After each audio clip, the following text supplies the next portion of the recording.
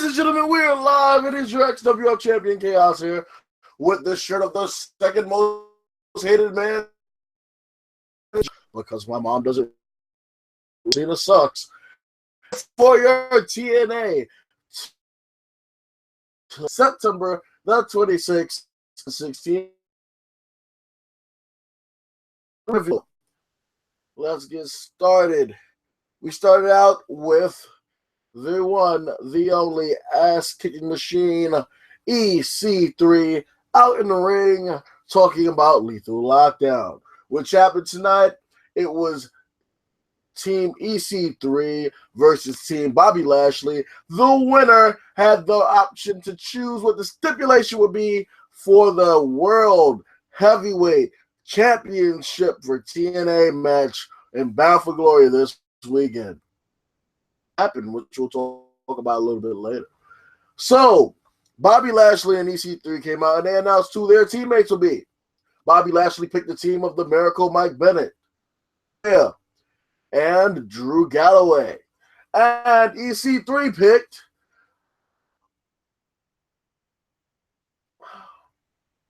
your mother. Nah, EC3 picked Aaron Rex, formerly known as the intellectual savior of the masses, Damian Sandow. He also picked the future inductee in the Hall of Fame, Gail Kim, and the man who masturbates ghosts himself, Moose. And if you look at my arm, look at my shiny gold watch. Yeah, it's Belova, bitch. It's as gold as his belt, except this gold is real. So that was set up for later tonight. Well, actually, it was set up for a few minutes ago because I just cut off TNA to do this live broadcast. You have to bear with me. I'm actually a little tired because I barely got sleep from drinking this big-ass bottle of Bacardi 151. I actually have a fucking hangover that lasted more than 24 hours. So please pray for me. If you're an atheist, worship the devil or some shit, but I need help right now. So we're going to talk about the matches that happened tonight. One of the matches that happened tonight was the X Division Championship match between DJ Z and the shot of caffeine master himself, Wolves Nation co-star Davey Richards. Got you right there. His name's Eddie Edwards, just son of a bitch. That proves you guys must not know who the Wolves are if you thought that I meant Davey Richards. I really did not. Maybe I did, maybe I didn't. Hell, maybe it was Davey Richards. I can't remember my own fucking name. Wait, that's Willow. He doesn't wrestle for TNA anymore because he's broken. Anyway, it was a pretty good match. A lot better than WWE's Cruiserweight match. I'm sorry, Mr. Mega Man Dab King. I don't even do dabs right. The last time I did a dab, I elbowed myself, so I don't really fuck with dabs. But anyway, of course, the retaining champion, DJ Z, was the victor. However, after he shook hands with whatever fucking wolf it was, I don't really know who the fuck it was. I don't give a damn. Sugar Shane Helms. Oh, wait, no, I'm sorry. He's Hurricane Helms, the Helms Dynasty. His little buddies came out. What was his name? The fucking Technical Savage and the other one who likes to jump around a lot. Who gives a fuck? It was the Helms Dynasty. At least I got that part right. It was them. They came out and they jumped the Wolf and the DJ. That sounds like a weird porno video. The Wolf and the DJ. I'm actually gonna look that up because I haven't been laid in so long. I need to bust a nut. Anyway, speaking of women that won't fuck me, Rebby Hardy had her match against Rosemary of Decay. Decay. It sounds like they're saying dickhead.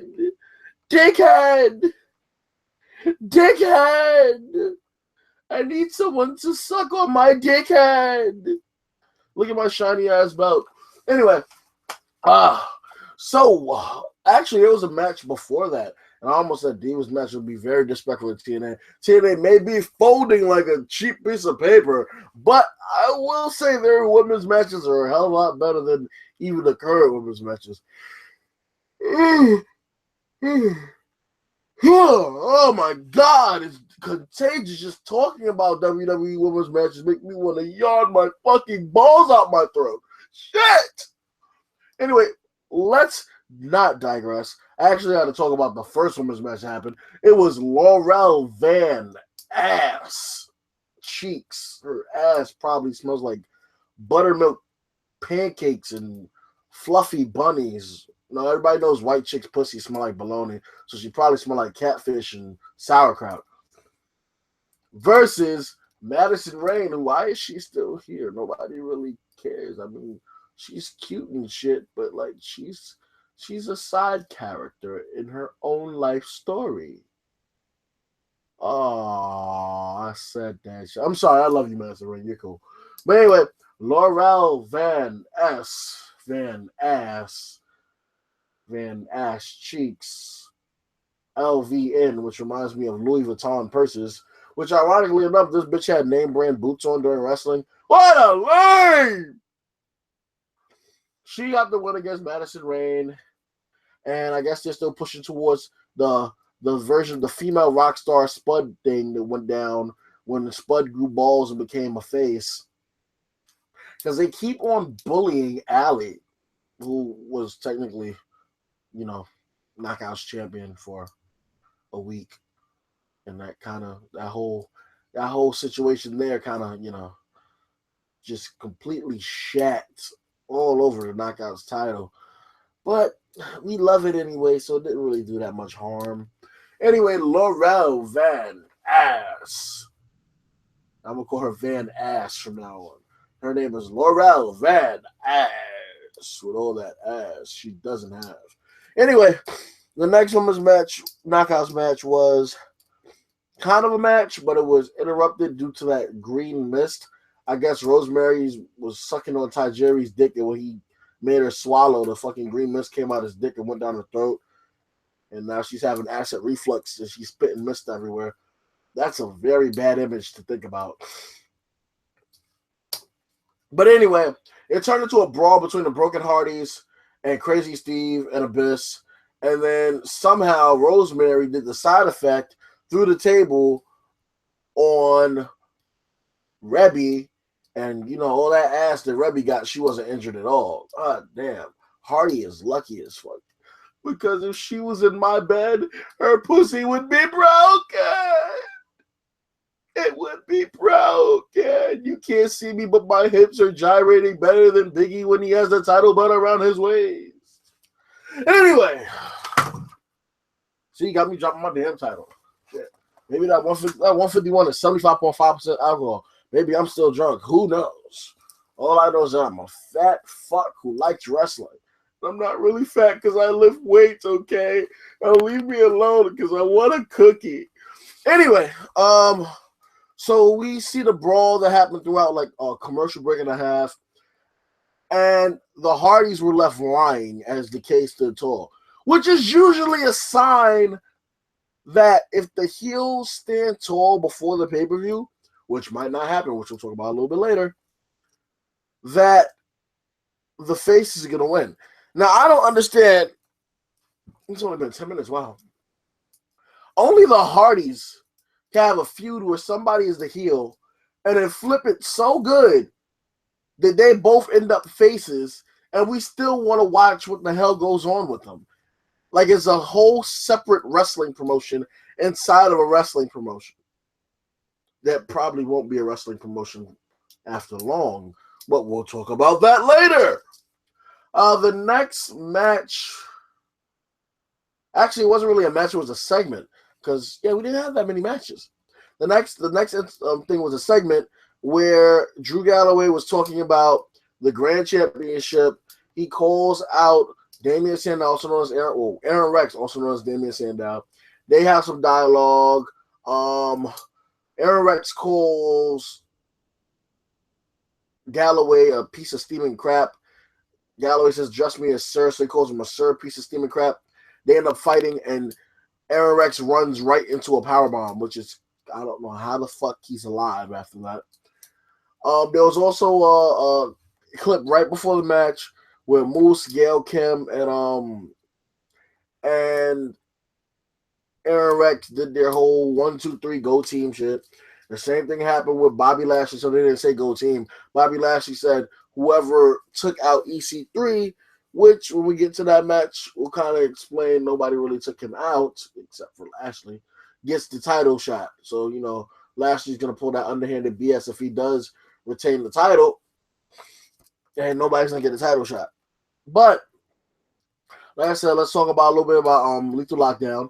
Started off, in the beginning, EC3 issued a challenge to Bobby Lashley. He would come out first, and then after him, Bobby would come out, and they would face each other one-on-one. They'd be the first two people in the ring.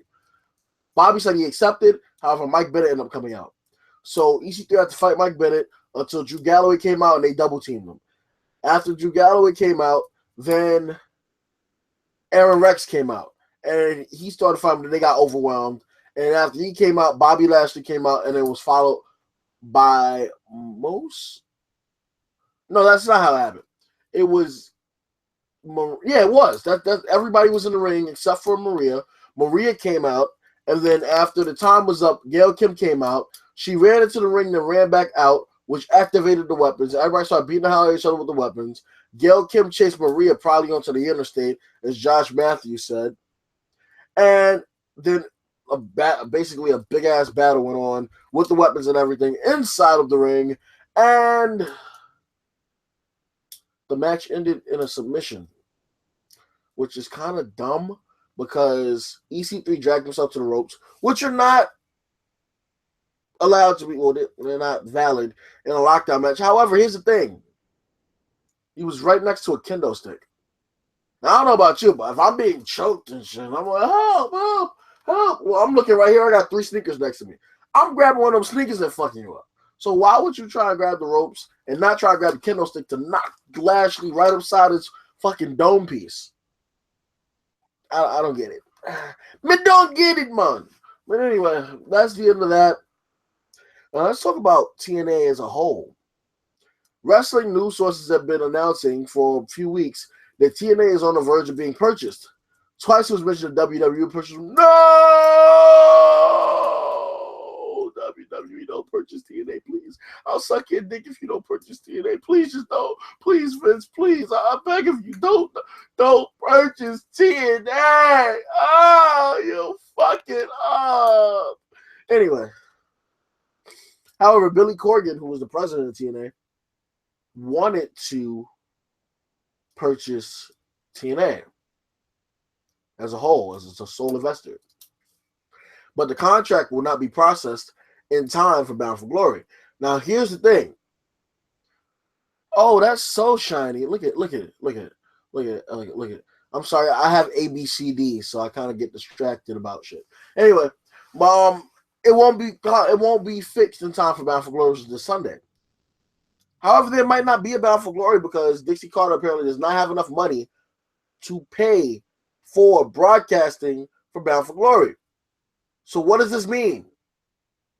Will we have a championship match? Will we have an X Division match? Will we have our first grand champion?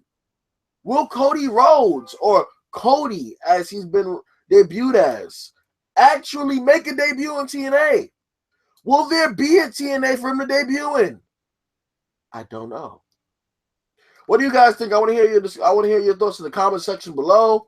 You can like, comment, share, subscribe. Those likes bring me money. I get about 3 cents per view for each one of these podcasts. That might not seem like a lot because it's not. But I do this because I like you guys. You got a kid, you got it growing on me. And honestly, once Stefan gets back, or if he ever is able to come back from being deleted, because I deleted him. I told you he was in boot camp. I deleted him. I deactivated him. He is now in the basement of my basement. Now let me stop fucking with you. But yeah, if he comes back from boot, if he comes back from boot camp ain't that damn harsh. He'll at least be back from that. But when he gets back from boot camp, if we do decide to do some podcasts, and then once he finds out where he's being deployed to, if it's possible for him to be working with the wrestling podcast again, then we'll still be doing this. And if not, I just tried to kill a fly with a t-shirt. If not, then I'll still be doing this as much as I can. I missed SmackDown because I had to pick up this beauty from the post office. Right here. It's all wrapped up. I had to pick up this beauty. Let me put my belt on my lap. This beautiful samurai sword. Look at it. Look at it. Look at it. I got it. I have to. Oh my God. It won't fit like what my ex told me. Anyway, yeah, I had to pick up this beautiful specimen for a good friend of mine. So I couldn't make it back in time to even watch SmackDown. So, you know, it just wasn't happening. But I will be doing the podcast as much as I can. If anything, well, TNA doesn't fold like somebody who doesn't know how to play poker, then I will definitely be doing my TNA podcast because TNA is the shit. So this has been Chaos with your TNA wrestling review and TNA news and all that good shit. Because I'm that motherfucker. Now I'm gonna go take my clothes off and lay on my bed and watch a bunch of shit talking shit about the WWE because I'm a smartass. Ding. Wait, no ding, because we're not What Culture Wrestling and I don't have enough money for a fucking ding. I'm out of here. Peace, love, and chicken grease. And don't forget, your mother didn't swallow, so she loves you.